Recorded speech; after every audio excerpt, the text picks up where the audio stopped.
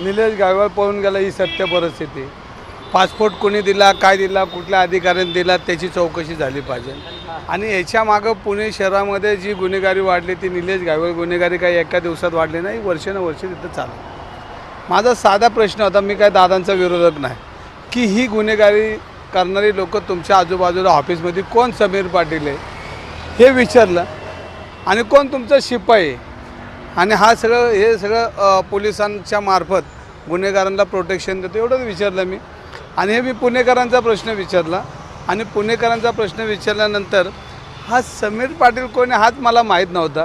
मग समीर पाटील प्रेसमध्ये आला आणि मी म्हटलं 100 कोटीचा मालक आहे आणि मी रवी धंगेकरवर गुन्हा दाखल करेन, आबरू नुकसान भरपाई हा दंड लावेन, तो दंड लावेन. तोपर्यंत समीर पाटील हा मला माणूसच माहीत नाही. मग समीर पाटील समोर आला, तो म्हणला मी तो समीर पाटील, मी काय शिपाई आहे का, मी काय दादांचा कार्यकर्ता आहे का. अरे अरे अरे अरे म्हटलं हा नवीनच माणूस का आला. तर मी मग चौकशी करायला सुरुवात केली, तर हा तर मोकाचा आरोपी. मग अजून सुरुवात केली, ह्यांनी चिटिंगमध्ये काय केलं.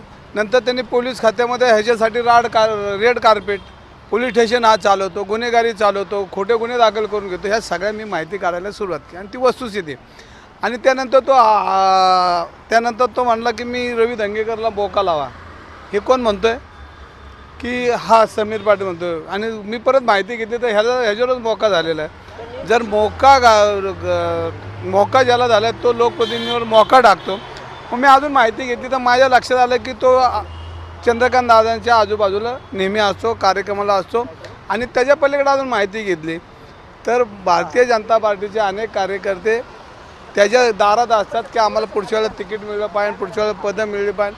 हे मला भारतीय जनता पार्टीच्या कार्यकर्त्यांनी सांगितलं, हे माझ्या मनाचं बोलत नाही मी.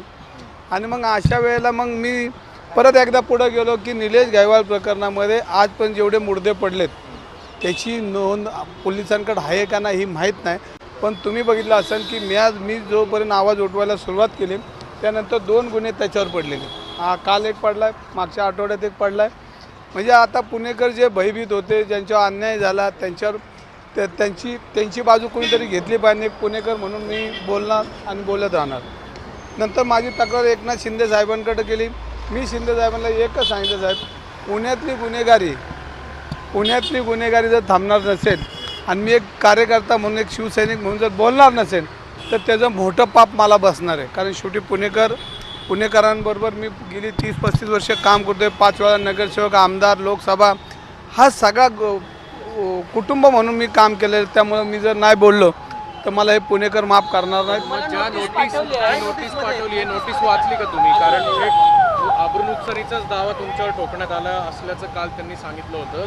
नोटीस तुम्ही वाचली का? दावा ठोकणार आहेत ते, तुम्ही माफी मागा असं त्यांचं म्हणणं आहे. तुम्हाला पहिल्यांदा तुम्हाला अपोलाजीसाठी पाठवलं, तुम्ही माफी नाही मागली तर कोर्टामध्ये जाऊन तुमच्यावरती हा दावा ठोकणार. माझ्यापेक्षा तुम्हाला जास्त माहिती आहे, अजून मी नोटीस वाचलेली नाही आहे. रात्री मला नोटीस आलेली आहे आणि ही नोटीस याचा खुलासा काय करायचा काय नाही ह्याच्यामध्ये पहिलं तर त्यांनी इंग्रजीमध्ये ही नोटीस पाठवलेली. थोडा इंग्रजीचा अभ्यास थोडा माझा कमी आहे, तर मी आता वकिलांकडे भेटेन.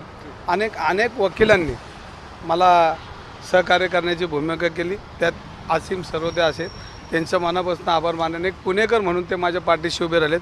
आणि अनेक वकील मला भेटले रात्री माझ्या ऑफिसच्या आजूबाजूला, आणि ते म्हणले आम्ही तुमची केस ही पुणेकर म्हणून चालवणार आहे, रवी धंगेकर म्हणून चालवणार नाही तर पुणेकर म्हणून चालवणार आहे. जी काय मदत लागेल ते आम्ही तुम्हाला द्यायला तयार आहे. तुम्ही साधा 10 पैशाचा स्टॅम्प बी घेऊन येऊ नका, सगळा खर्च आम्ही करणार आहे. कारण पुणेकरांची बाजू कोणतरी मांडतं आहे हे आम्हाला लक्षात आलं आहे. आणि आम्ही पुणेकर म्हणून तुमच्या बाजूने, तुमचा पक्ष कुठला आहे काय हे आम्हाला घेणं देणं नाही. आणि शिंदे साहेबांना अजूनही मला काय काय सांगायचं आहे, पण मला जास्त त्यांच्याशी चर्चा करताना आली की ह्यांनी पुणे शहरामध्ये केलेले हे 10%च बोलतो आहे, अजून 90% माझ्याकडे शिल्लक आहे. मी शिंदे साहेबांची परवानगी घेणार आहे आणि मग बोलणार आहे. पण ह्याचा आता मला जर आज मी रात्री विचार केला की खरा सल्ला मला इथं चंद्रकांत दादा देतील की काय करायचं पुढं. मी त्यांना तुमच्या माध्यमातून सल्ला विचारतो की दादा आता मी काय केलं पाहिजे. आता पुणे शहरात जर गुन्हेगारांना प्रतिष्ठा आली आणि तुमच्या मतदारसंघातले गुन्हेगार जर मला लिगली नोटीस पाठवत असेल तर मग ह्यांना प्रतिष्ठा म्हणजे राजशिष्टाचारपासून तर त्यांना प्रतिष्ठा आली की आज समाजामध्ये त्यांना प्रतिष्ठा आली. तर कुख्यात समीर पाटील मंत्री चंद्रकांत पाटील यांच्या जवळचा रवींद्र धंगेकरांचे पुन्हा चंद्रकांत पाटलांवर आरोप। रवींद्र धंगेकर गप्प बसेनात,